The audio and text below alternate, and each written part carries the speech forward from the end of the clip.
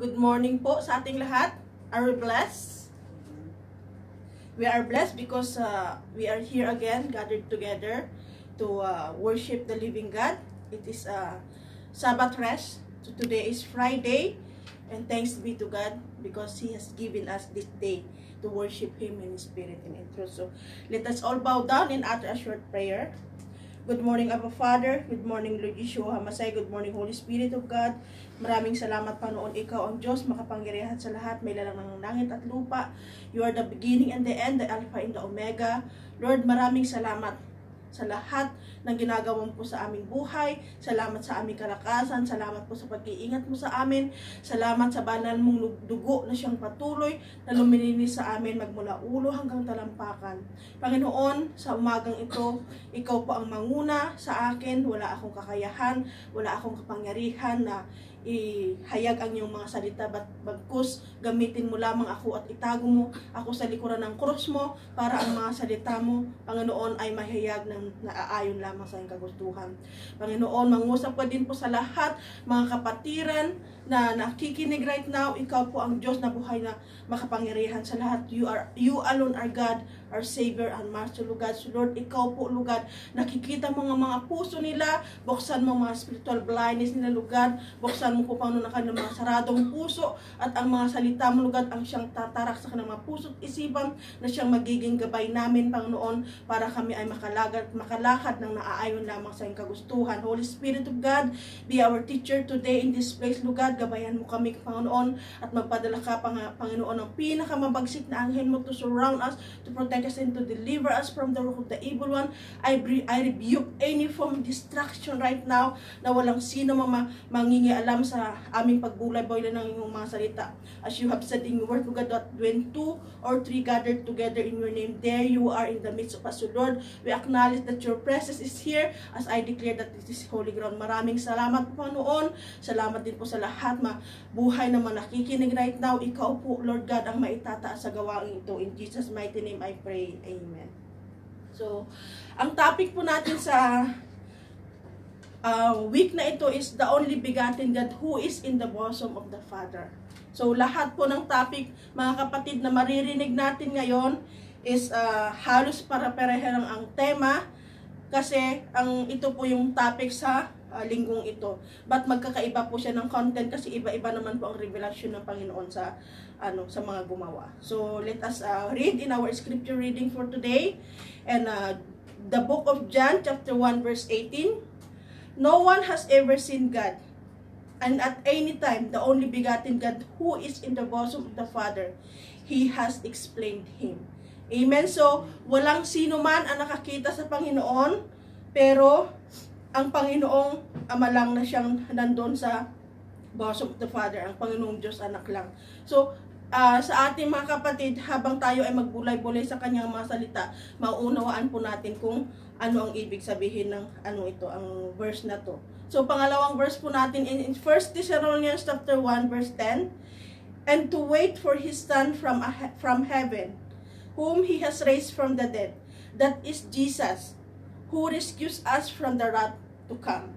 Amen. So, sabi niya dito, and to wait for His Son from heaven, whom He has raised from the dead.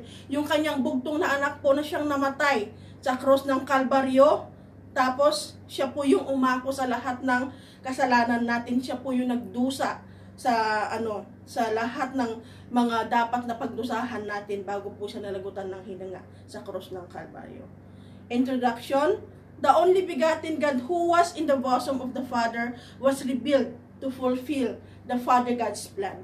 He came to save mankind and to purify from their wickedness. Since the beginning of time, the people from the past already kept sinning. So, kahit noon pa po, noong unang panahon, ang mga tao po ay makasalanan na silang lahat. So, hindi po maikakaila na hanggang ngayon mayroon at mayroon pa rin. Kahit tayo mismo nagkakasala pa rin. Amen? That's why God sent flood for 40 days and 40 nights to destroy their wicked ways. Then He sent His only begotten Son, Jesus Christ of Nazareth, to save people, especially those who will keep Him and bow down to Him. Amen? Kung naaalala niyo po, Kaya nga po, nagpagawa ng barko, Noah's Ark, ang Panginoon, for 40 days and 40 nights kasi pinaano niya po yan, pinabaha niya ang buong mundo. So kung sino lamang po yung naniwala noon kay Noah, sila lamang po yung nakaligtas nung time na yon, at kasama na rin po yung mga dalawang pares na hayop na binili ng Panginoon para ipasok din po sa barko na yon. So number 1, the only begotten Son came to fulfill God the Father's plan. Amen? So, sino nga ba ang nag-fulfill ng plano ng Diyos Amang nasa langit? Ang kanyang bugtong na anak. Siya po yung namatay sa cross, na nalibing at nabuhay na muli para po tayo ay tubusin sa ating mga kasalanan. Kaya nga po, dapat siya lamang ang ating sinasamba, pinupuri at pinapasalamatan. Kasi siya po yung may kakayahan na makapagligtas sa ating mga kaluluwa at makapagpatawad sa ating mga kasalanan. The Son of God is the implementer, accomplisher of God's will. So, siya po yung tumapos ng lahat ng plano ng Panginoon. Kung wala po ang Diyos Anak, hindi din po mapupulfill ang plano ng Diyos Amang nasa langit. Amen? So, without the Son, nothing would be fulfilled. Tandaan po natin yan. Kung wala po ang Panginoong Jesus na Diyos Anak sa ating buhay, ibig sabihin wala pa po tayo sa katotohanan. So, kailangan po magkaroon tayo ng relasyon sa Diyos Anak kasi siya po yung namatay sa cross. Siya po yung pinako natin sa cross para tayo ay mapatawad at maligtas sa ating mga kasalanan. The Son is the radiance of God's glory and the exact representation of His being, sustaining all things by His powerful word to judge the living and the dead. Amen. Pagdating po ng paghuhukom, i-judge niya po lahat. Wala pong exemption yan.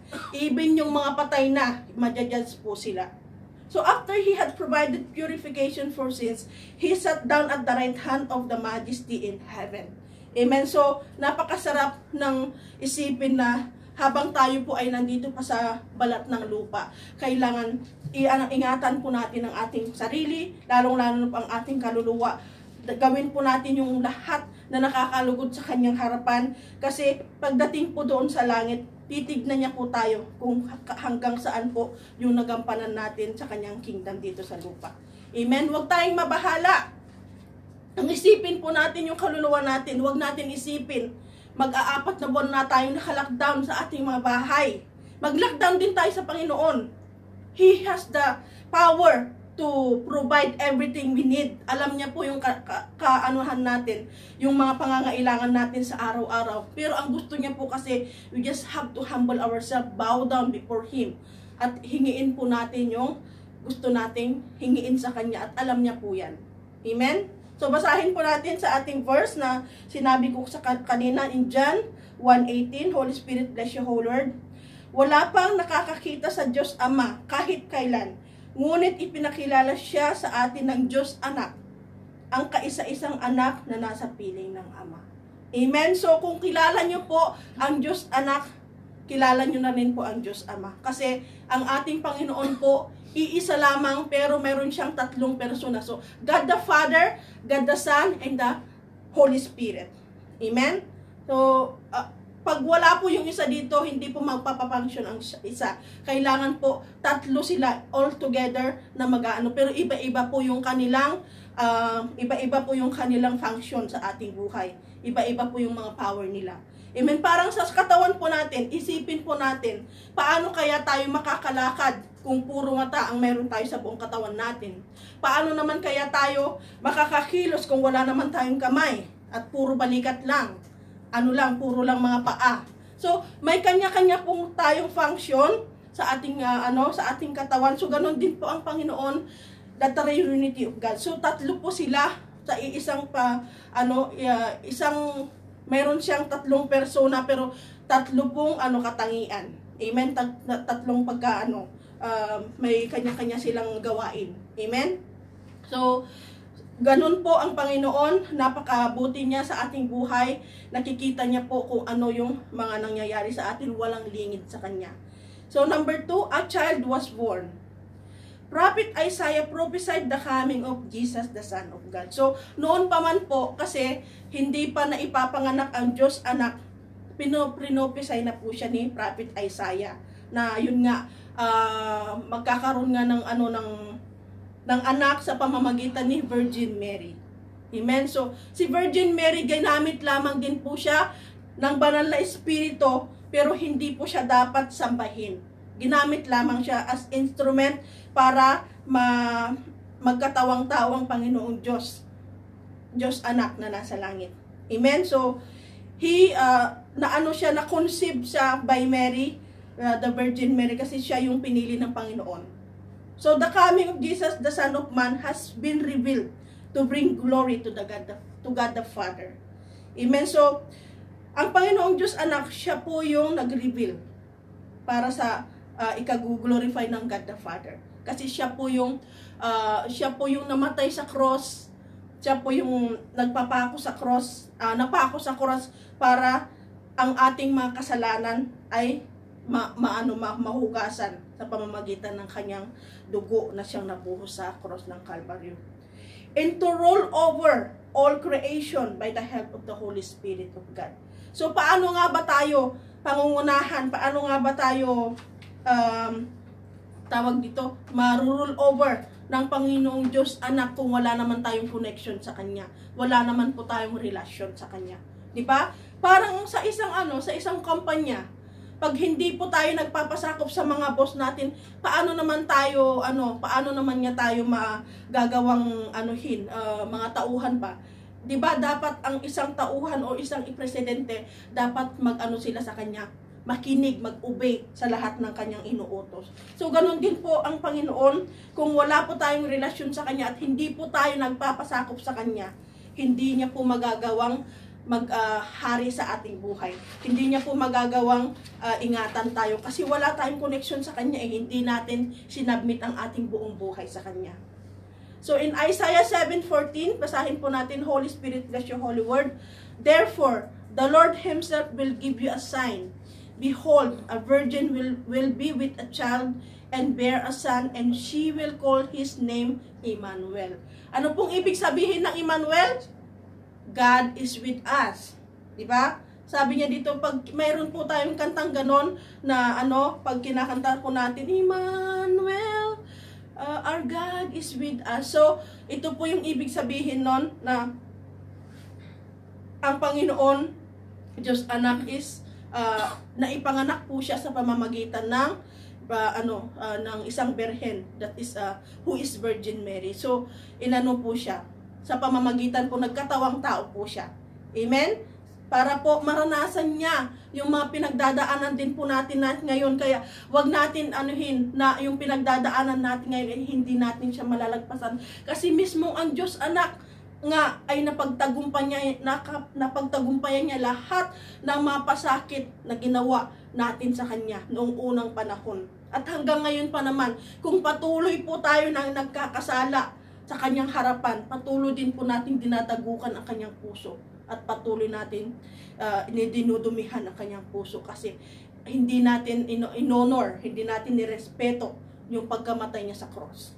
Amen? Number 3, the Word became flesh. So, nagkatawang tao po ang Panginoon. Siya po ay nabuhay po siya, bago po siya nalagutan ng hininga, pinadala po siya dito sa lupa for 3.5 years. Po siya dito, ginawa niya po yung maghayag ng mga salita, even sa kanyang mismong baryo, hindi po siya pinaniwalaan ng mga tao. Kasi nga, ang iniisip nila na anak ng Panginoon Diyos Ama ay yung magarbong manamit, mayaman, pero siya kasi is anak lang siya ng karpentero. So, parang hindi sila naniniwala na anong alam nito. Nila siya pinipersecute kasi anak lamang ng karpentero ito, sa naman niya kinuha yung mapinagsasabi niya sa atin. Diba? Dinuduro-duro siya. Hindi nila siya pinakaniwalaan kasi ang iniisip nila, hindi pa siya yung pinadala, sinugo ng Panginoong Diyos Ama para sa sanlibutan. So, diba ganun din tayo minsan? Pag mayroon tayong na-encounter, tapos mayroon siyang tinuturo sa atin, sasabihin natin, ay, mas malalim ang pananampalataya ko sa kanya. Kailan lang siya naging born again? Ako, since birth, born again na ako. So, ganon. Pero, hindi po nasusukat kung gaano katagal ang ating relasyon sa Panginoon. Minsan, nasa pananampalataya po natin yan. Nandyan po kung paano natin sa sinamuhay yung ating walk sa ating Panginoon. Hindi po yan nasusukat kasi sabi nga niya sa kanyang salita, ang nauuna ay saan ba yung matatagpuan yung nauuna nagiging huli at ang nahuhuli ang siyang nangunguna. So isipin po natin, minsan huwag tayong magmayabang na since birth minsan is born again na tayo, pero hindi po ganoon kasi sa kalagitnaan minsan matitisod po tayo doon kasi hindi natin inanuhan yung ating pananampalataya. Hindi natin siya binild up ng firm foundation. Wala siyang firm foundation. Amen? So, ganun din ang Panginoon, marami siyang pinagdaanan, pero hindi po siya, ang pagkakaibahan lamang po sa atin, mga kapatid, ang Panginoong Diyos Anak, kahit na anong klaseng pasakit ang kanyang pinagdaanan, bago po siya nalagutan ng hininga, never po siyang nag-retaliate. He breathed his last, he humbled himself before the Lord, at nalagutan po siya ng hininga. Sabi nga niya, pinagdasal pa nga niya na, Father, into your hand I commit my spirit, di ba? So, kung mamarapatin sana ng Diyos Ama na bakit kailangan niya mapagdaanan yun, bakit hindi na lang gawin mismo ng Diyos Ama yung plano niya dito sa lupa, pero hindi ganun talaga ang plano. Kailangan ang Diyos Anak ang siyang makikita ng tao na siyang magdusa sa lahat ng ating mga kasalanan. Minodel niya nga po yung yung pasakit na inano natin, pero hindi pa rin natin minsan na-appreciate yung pasakit na pinagdaanan niya sa cross of Calvary. Minsan tayo nakadanas lang tayo ng konting dito, konting problema dito, konting doon, wala na. Wendang na ang buhay. Hindi na tayo mapakali. Hindi na tayo makausap kasi nakafocus na tayo sa problema. Instead na mag-focus tayo sa problema, mag-focus sa pandemic crisis na pinagdadaanan natin ngayon, mag-focus tayo sa Panginoon. Kasi yung pag-worry natin na yan, na isang oras nga wala tayong mai-add sa ating oras ng ating buhay. Pero ang Panginoon, pag siya ang ating inuna, sa pamamagitan ng ating pagpuri, pagsambat, pasasalamat sa Kanya, mayroon pong magagawa ang Diyos sa kabila ng pandemic crisis na pinagdadaanan natin. Amen? So, sabi niya dito, a man of God named John bore witness about the light, that all will believe through him. Kung kaya nga po pinadala si John the Baptist. Di ba? Bago po pinanganak si Jesus, ang kanyang pinsan na si John the Baptist, buntis na din po siya noon. Mas nauna pong pinanganak si John the Baptist bago si Jesus. Siya po yung pinadala na mag-prepare ng way. Di ba siya yung nag-baptize muna, at siya rin po yung nag-baptize kay Jesus of Nazareth. Then from the time na binaptize siya ni John the Baptist, doon nalaman ni Satanas. Di ba kasi bumaba ang banal na espiritu.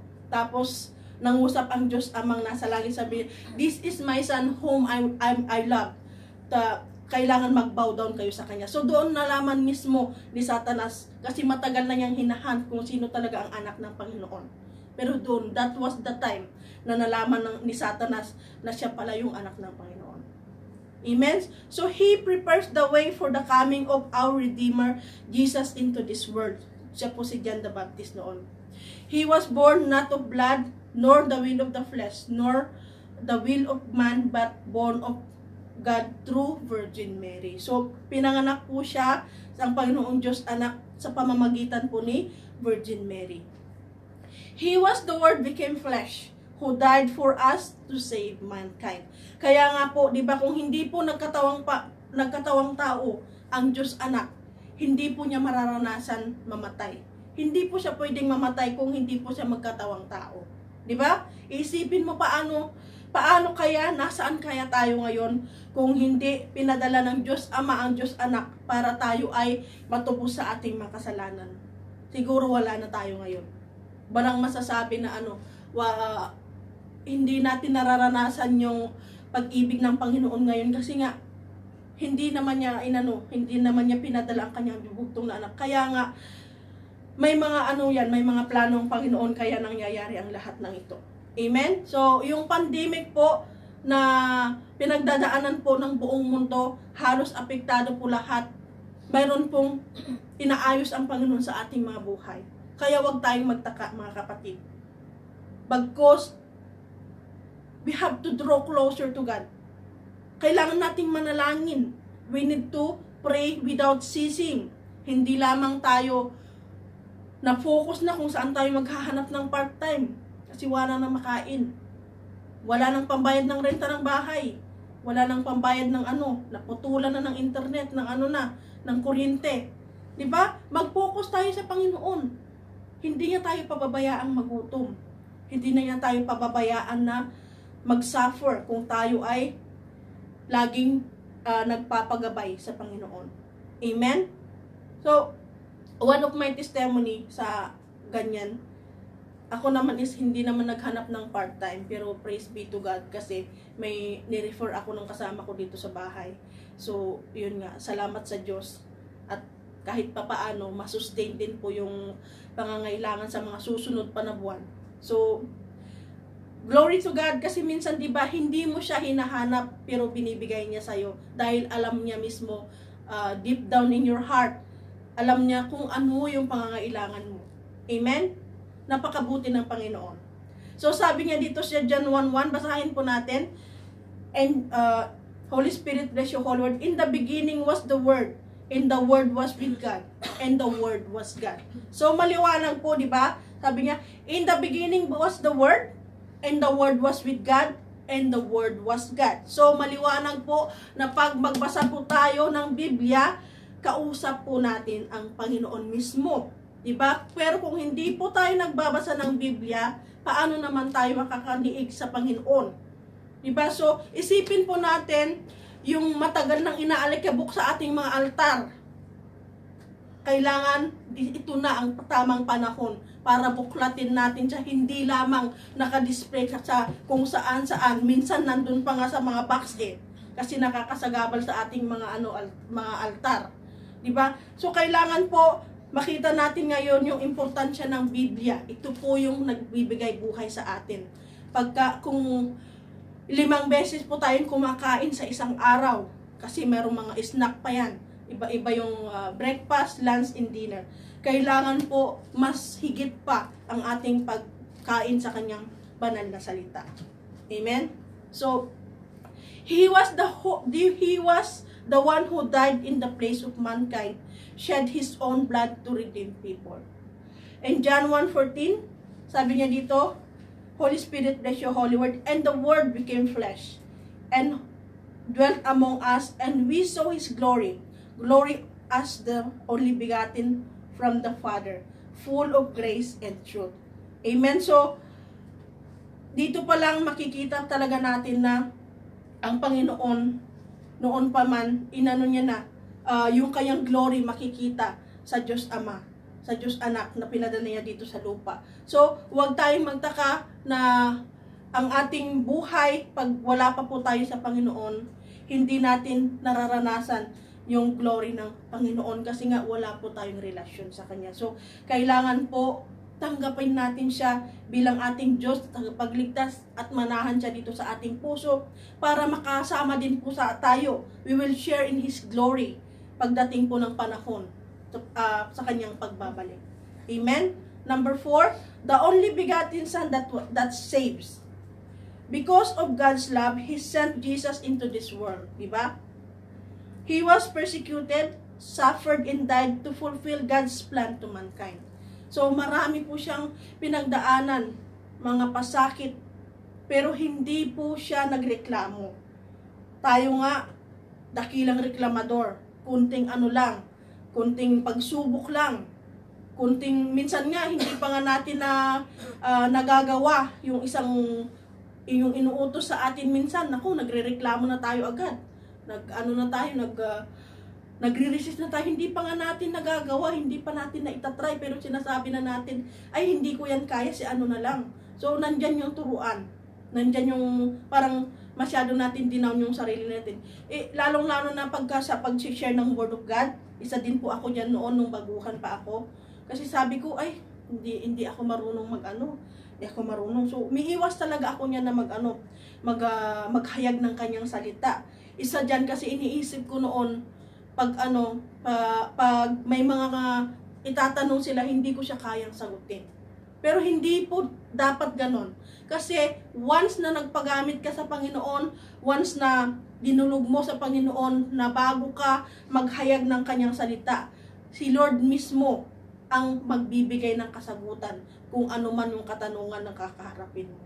So, hindi naman tayo gagamitin lamang yung ating bibig as vessel para maihayag natin ang kanyang salita. Kaya nga po tayo pinadala dito para maging mentor tayo ng Panginoon.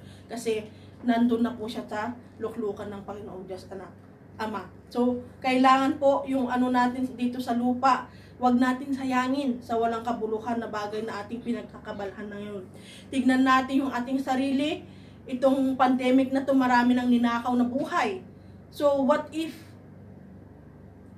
wag naman sanang loobin ng Panginoon, hindi pa natin nakikilala ang Panginoon at natamaan tayo ng spirit of death na dala ng coronavirus. So, there is only two way na destination natin. Kung wala tayong katiting man lang na relasyon sa Panginoon, hindi man lang natin, bago tayo nalagutan ng hininga, hindi man lang tayo nakahingi ng tawad, diretso tayo sa lake of fire. Pero bago po tayo nalagutan ng hininga, naalala natin na i-commit ang ating espiritu at sinurrender ang ating buhay, humingi ng kapatawaran. For sure, doon pa rin po tayo sa langit na kaharian. Pag ganun. Amen? So, kailangan alam po natin ang ating mga ginagawa. Huwag po tayong maging busy sa walang kabuluhang bagay dito sa mundo, but itignan natin yung kaluluwa natin. Kasi nalalapit na ang pagdating ng Panginoon. Kaya nga, marami ng mga dilubyo, marami ng mga dumating na mga sakuna sa ibang bansa, may mga tornado na, may mga earthquake, may mga baha, kung ano-ano na ang mga nararanasan. At ngayon, buong mundo, yung coronavirus na yan, kung man-made man yan o talagang pinadala ng Panginoon. So, tanging tayo lamang ang makakapagligtas din sa ating kaluluwa kung idulog natin sa Panginoon ang ating buong buhay. Walang magagawa yung kapitbahay mo. Kung minsan tinitignan natin yung pastor, ang pastor, walang perpektong pastor, walang perpektong alagad ng Panginoon. Kung siya ang tinitignan mo, kung may mga ugali siya na hindi mo gusto, or may mga ginagawa siya na hindi mo gusto, hindi ka na magsisimba. Hindi po ang pastor ang magliligtas tayo, pero ang Panginoon po mismo.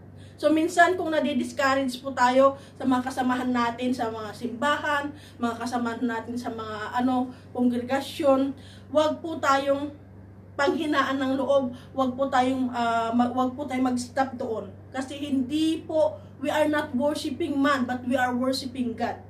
Di ba? So i-focus natin ang ating mga mata, parang makabayo lang, di ba?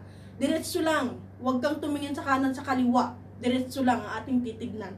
Huwag natin tignan kung sino-sino sa ating kinalalagyan na siyang magkakaroon sa atin ng disappointment or discouragement. Pero tignan natin gaano kabuti ang Panginoon sa ating buhay. Amen? So, dati isa rin po akong ganyan na marami akong nakikita na which is hindi yun kaagad yung sa akin, nagpabago sa akin kasi siyempre tinitignan ko yung iba tinitignan ko muna sila, parang gusto ko muna silang magbago bago muna ako magbago. Pero wala naman akong kakayahan hanggang ngayon pa naman meron pa rin yung mga ugali na hindi pa rin siya totally nagbago. Kasi gusto natin minsan magbago yung mga ina-idolize natin, pero dapat two-way yan Hindi lang sila ipag-pray mo sila na tulungan sila ng Panginoon, tapos mismo sarili mo din, pag-pray mo din na hindi mo kayang baguhin yung ganitong side na yung buhay, ito yung weakness mo. So, dapat gawing kalakasan ng Panginoon. Amen? Kasi flesh nasa flesh po tayo. Mahirap paglabanan ang flesh. Ito yung pinakamahirap sa lahat, lalong na kung alam ni Satanas yung mga kahinaan natin. Doon niya po tayo titirahin. Amen? So kaya nga po, sabi niya dito sa kanyang salita, basahin po natin, He humbled himself and breathed his last to bring people to repentance and receive him and believe in his name. So, ito na lang, di ba? Mismo ang Panginoon nagpakumbaba. He modeled how to humble himself before the Lord. Pero tayo minsan mapagmataas pa rin. Hindi tayo nakikinig sa mga nagtuturo sa atin. Hindi natin sila binibigyan ng importansya, which is that is your own benefits. Bakit ka pinagsasabihan? Ako noon, ayaw ko din ng pinagsasabihan kasi may sarili akong may sarili akong mundo. Ayaw ko nung mayroon sumisita sa atin. Ayaw ko nung So, until such time na parang kasi nagkaroon ka na ng realization nung wala nang nag-aano sa'yo, wala nang pumapansin sa'yo. Doon mo marirealize na kasi anumahan mo na rin na pumalpak ka na rin sa mga desisyon mo. So, doon mo siya makikita. Sabi nga sa kasabihan na nasa huli ang pagsisisi. Nalugmok ka na Doon mo palang marirealize na ay tama pala si ganito, tama pala si gano'n. O di ba? Dapat wag nating hindayin 'yon. Ngayon pa lang. Wag natin hintayin na malugmok tayo. Paano kung yung pagkalugmok natin ay tuluyan na tayong makuha ni Satanas? Di, nagsaan yun siya. Namalakpak ang kanyang tenga. Kasi ang ating buhay ay napunta lang sa walang kabuluhan. Amen? John 3:16, For God so loved the world that He gave His only begotten Son, that whoever believes in Him shall not perish, but have eternal life. Amen? So, alam po ng lahat halos itong verse na ito, pero hindi po natin alam ang ibig sabihin nito. Di ba? So, kailangan po, kung mahal po natin talaga ang ating Panginoon, kailangan gawin natin ang lahat na nakakagulugod sa Kanya. Para hindi po tayo mamatay. Hindi yung natin ba? Yung espiritu natin. Kailangan po magkaroon tayo ng eternal life. Eternal life is still a promise. Pero kailangan i-aspire natin yung eternal life na yan. Kasi dalawa po yan, eternal damnation or eternal life ang gusto natin. Saan po tayo dyan? Anong pipiliin natin? Di ba? Kung gusto natin ng eternal damnation, yun. Walang katapusan na init sa lugar sa pinakamalalim, pinakamainit, pinakamabahong lugar sa impyerno. Yun ang madadanas natin. Pag eternal life naman doon, wala na tayong mararanasan na sakit.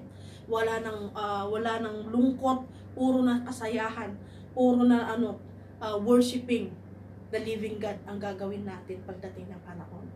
So, we have to assist ourselves. Kailangan natin mag-double time. Gawin natin ang nararapat para sa Panginoon. In the powerful name Jesus, mankind can only be saved.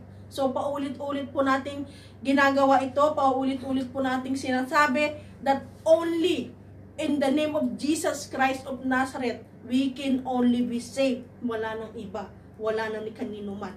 So, wag kung sino-sino tayo nagpa-bow down, dapat kay Jesus lamang tayo mag-bow down. Without the Son of God, nothing would be fulfilled, as everything was made by the Father for His Son. Amen? Sabi nga nito, people without the begotten God are nothing. Ito ang tandaan natin na people without begotten God are nothing. But God without people is still remain God. Amen? So, yun ang tandaan natin. Walang mangyayari sa Panginoon kung ang mga tao ay ayaw sa Kanya. Ayaw kumilala sa Kanya, ayaw makinig sa Kanya. He will still remain God. Pero ang tao, kung wala ang Diyos sa kanyang buhay, we are nothing. We cannot do anything. Wala tayong patutunguhan. Wala tayong silbi sa buhay kung wala ang Diyos sa ating buhay. Yun ang tandaan po natin. Amen? At ngayon pa lang, pag-isipan po natin yan.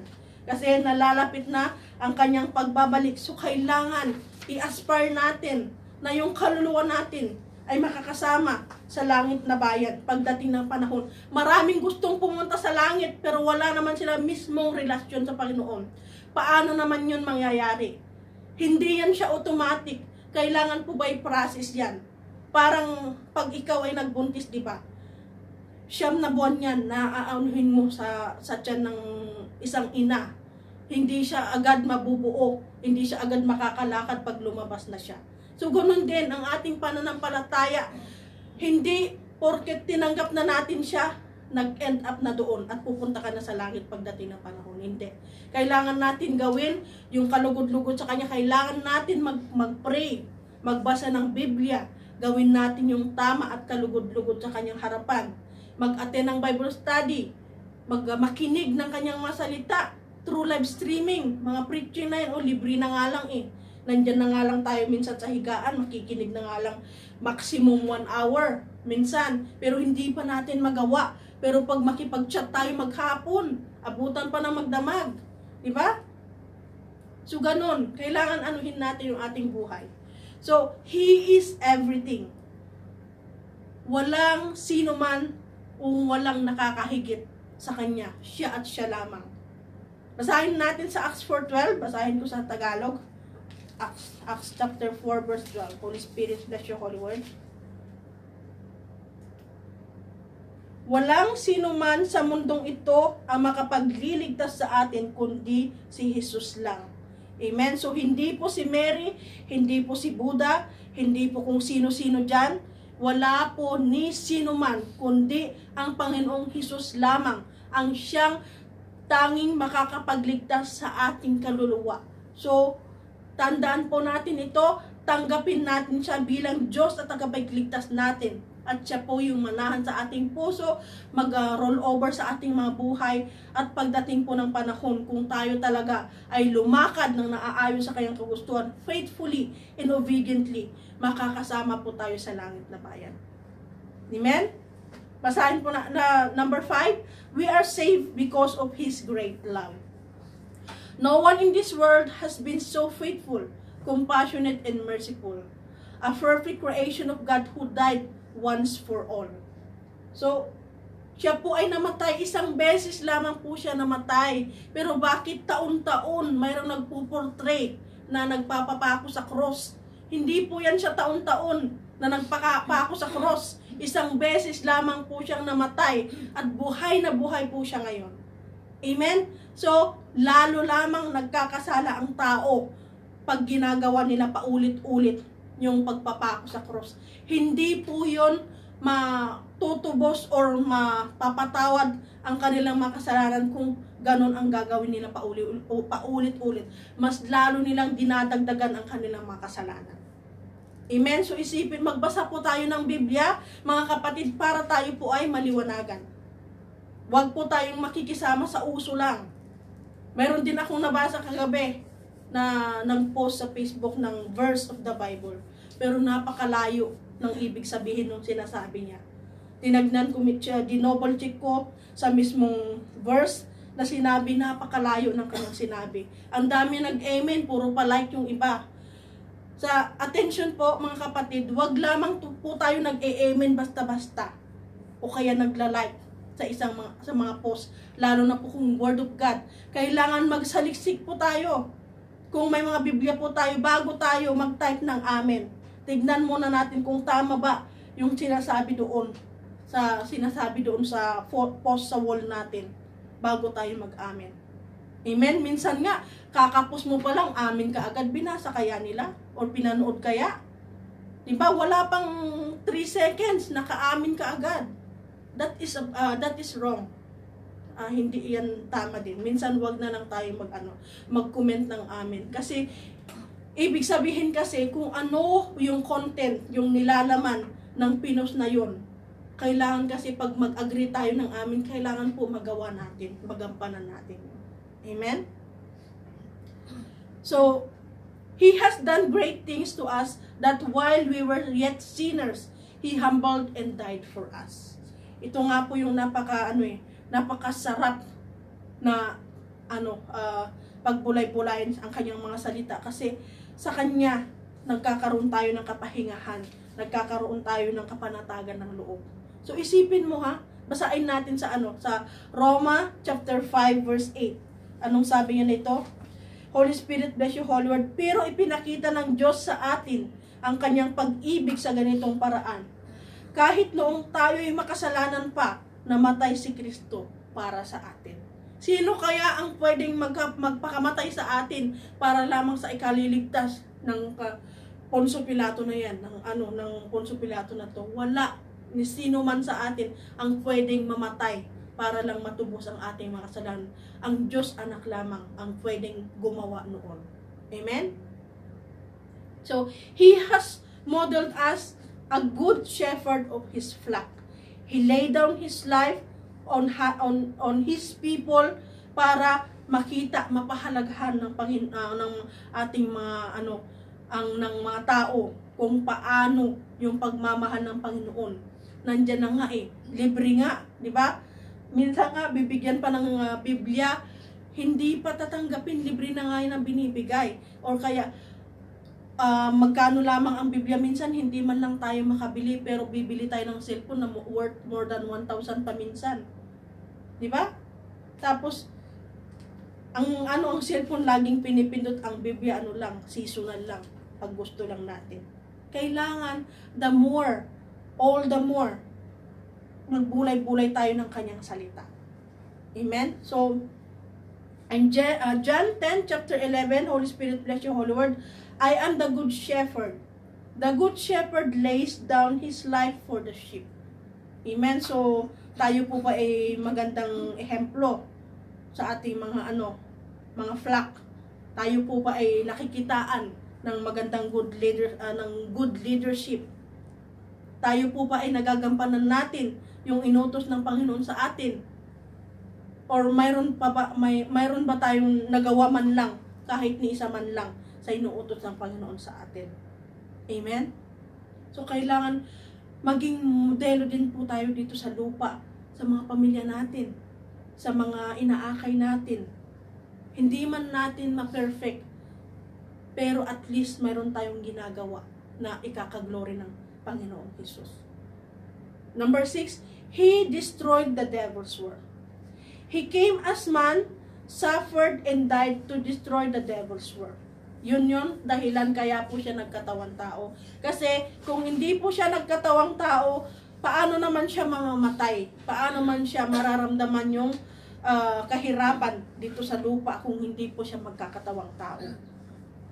Only those who have been in Jesus Christ of Nazareth, accepted Him as Lord and Savior, will be freed from their wickedness and protected by the power of His name. So tandaan po natin yun kung sino lamang yung tumanggap sa Kanya bilang Diyos at tagapagligtas, sila po yung mapapalaya sa lahat ng mga kamunduhan dito. Sila po yung maproprotektahan. Isipin po natin, yung napabalita din po sa Pilipinas dati, yung sa Yolanda yata yung nabagyo. Diba? Yung isang bubong na mayroong relasyon sa Panginoon, he has a deep relationship to God. Isa lamang po yung natira na tumatayo nung mga oras na yun. At lahat wash out yung mga bahay na walang pananampalataya sa Panginoon. So tignan natin ang proteksyon na manggagaling sa Panginoon kung tayo ay nagpapasakop sa Kanya, kung tayo ay mayroong relasyon sa Kanya. Isipin po natin ngayon, mayroon na tayong 1 taon na pinagdadasal pero hanggang ngayon, hindi pa rin niya sinasagot. Bakit? Tanungin natin ating mga sarili. Mayroon ba tayong relasyon sa Kanya? Siguro wala pa. Kaya nga siguro hindi niya masagot-sagot yung panalangin natin kasi mismong relasyon, wala tayong relasyon sa Kanya, walang connection. Kaya hindi nakakarating sa Kanyang luklukan yung ating mga panalangin. Paano naman niya i-destroy yung mga demonyo na nakikialam sa ating buhay kung mismong siya ay wala siyang karapatan na manahan sa ating buhay? Kasi wala naman wala naman siyang entry point sa ating buhay. Hindi natin siya winelcome. Hindi natin siya pinapasok. Nandyan na siya kumakatok, pero nagmamatigas tayo. Hindi natin siya tinatanggap. Hindi natin siya pinapasok dito sa ating puso at pinananahan sa ating buhay. Amen? Basahin natin in 1 John chapter 3 verse 8. The one who practices sin is of the devil. Ito na. Kung patuloy tayo na nagkakasala, sino ang ama natin? Ang demonyo. For the devil has sinned from the beginning. The Son of God appeared for this purpose, to destroy the work of the devil. Amen? So kung patuloy tayo nagkakasala, patuloy tayo na gumagawa ng karumal-dumal, sino ang ama natin? We are of the devil. Amen? Kaya nga pinadala ang bugtong na anak para puksain yung mga gawa ng mga kampo ni Satanas dito sa mundong ito. Amen? 1 Thessalonians chapter 1 verse 10, and to wait for His Son from heaven, whom He raised from the dead, that is Jesus, who rescues us from the wrath of God. Amen? Kaya niya pinadala ang kanyang bugtong na anak para tayo ay maligtas sa ating kasalanan. Para tayo ay ma-exempt sa wrath of God na nag-aabang. Amen ko. Yung tribulasyon na ating pinagdadaanan ngayon, mapagtatagumpayan natin yan once na meron tayong relasyon sa ating Panginoong Hesus. So, mga kapatid, libre po ito. Hindi po ito, wala po itong bayad. At ito po ay magdadala sa atin sa luklukan ng ating Panginoong Hesus kung tanggapin po natin siya bilang Diyos na ating tagapagligtas. So, number 7, the only begotten God that came from the bosom of the Father. Sino po ba yon? The only begotten God that came from the bosom of the Father. That is Jesus, the Son of God. He came as judge to all mankind, to prepare the way to the Father. God the Father sent His prophets into this world so that people will know what is to come in the future, and people will be able to prepare themselves, repent from their sins, and get ready for the coming of the Messiah. He has given us the authority to spread the gospel of salvation to all the nations, as Jesus did during His stay for 33 and a half years in this world. So, ilang taon po ang Panginoong Diyos anak noon? 33 and a half years po siya nabuhay. Amen. So, He has modeled us good shepherd for His flock and perfectly abide in Father's plan to fulfill everything that God intended for the Son's death and resurrection from the dead. Amen. So, basahin po natin sa ating last verse. Holy Spirit, bless your holy word. If I go and prepare a place for you, I will come again and receive you to myself, that where I am, there you may be also. So, napakasarap na pakinggan. Nauna na po siya sa luklukan ng Diyos, amang nasa langit, para i-prepare yung ating mansion. So, kailangan po yung mansion natin, kailangan din po natin itong kumpunihin. Kailangan natin siyang bunuin ng kailangan natin siyang i-build up. Kailangan maging concrete po ito. Baka naman wala pa ni isang haligi ang nagagawa natin na yung mansion natin sa langit. Our mansion in heaven is made of gold. Lahat ng gamit natin doon is made of gold kung tayo ay magpasakop sa Panginoon at gawin natin yung karapat-dapat at nakakalugod sa kanyang harapan. So mga kapatid, kung tayo po ay nakikinig ngayon at nangungusap ang mga salita ng Panginoon sa inyo, ito na po ang tamang panahon. Huwag na tayong magpatumpik-tumpik pa. Tanggapin natin bilang magandang regalo at pinakamahalagang regalo ang Diyos Anak dito sa ating puso para manahan siya. Magkaroon tayo ng kapanatagan sa ating buhay at magkaroon tayo ng salvation na pamamagitan ng pagtanggap natin sa Kanya bilang ating Diyos at tagapagligtas. We have to renounce lahat ng makasalanan natin. Kailangan po natin siyang ihingi ng tawad. Hindi po tayo manghingi ng tawad kay Father. Manghingi po tayo mismo ng tawad sa Panginoong Diyos anak, na siya po yung namatay at siya po yung may kakayahan na magpatawad sa ating makasalanan. Kung handa na po kayo, pakinggan niyo po ang aking panalangin at samahan niyo po ako. So repeat after me, mga kapatid. Panginoong Hesus, maraming salamat po sa oras na to. Patawarin mo po ako sa lahat ng makasalanang nagawa ko, simula bata hanggang sa mga oras na to. Panginoon, tinatanggap kita bilang aking Diyos at tagapagligtas. Manahan ka po sa aking puso at maghari ka sa aking buhay. Tulungan mo ako, Panginoon, na magbago, na maramdaman ko ang presensya mo sa aking buhay. Panginoong Hesus, hugasan mo po ako ng iyong banal na dugo, magmula ulo hanggang talampakan ko, ng lahat ng makasalanan na siyang nag-uudyok sa akin, nagkukontrol sa akin, ay mapuksa sa pamamagitan ng iyong kumukulong banal na dugo. Tulungan mo ako, Panginoon.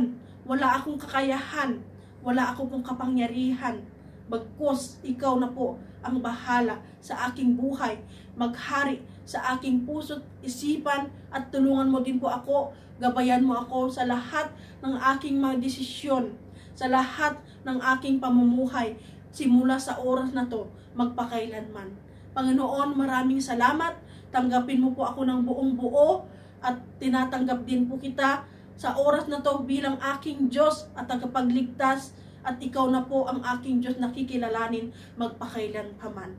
Isulat mo po ang aking pangalan sa aklat ng buhay upang pagdating ng paghuhukom, makakasama po kita sa langit na bayan, at tulungan mo din po ako, Panginoon, na makapaglakad faithfully and obediently, na bigyan mo po ako ng courage, Panginoon, and paglawakin mo po ang aking pagkakakilanlan sa iyo.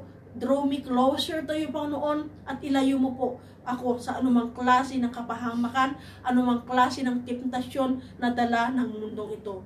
Maraming salamat, Panginoon. Inaalay ko ng buong buo ang aking buhay sa iyo bilang aking Diyos at tagapagligtas, at tulungan mo din po ako sa bawat araw ng aking buhay.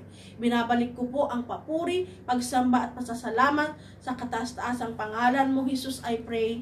Amen. So, salamat mga kapatid. Congratulations kung ikaw po ay tumanggap ng buong puso sa iyong puso at isipan ngayon. Ikaw na po ay ganap na anak ng Diyos na matatawag. So, hindi lamang po dito magtatapos ang yung pagtanggap sa Panginoon, bagkos inanyayahan kita na every Friday, every day, mayroon pong mga Bible study dito po sa site na ito.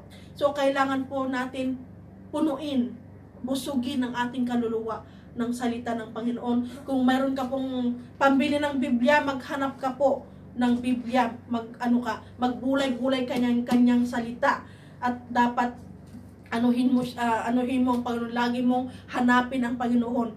Every step of the way of your life, kailangan siya lagi ang nangunguna sa iyong mga desisyon, sa lahat ng iyong mga lakad, sa lahat ng iyong mga gawain. So conclusion na po tayo. Praise be to God, the only begotten God that reveals, who came to save mankind. All of His creation must come to know and accept Jesus as Lord and Savior.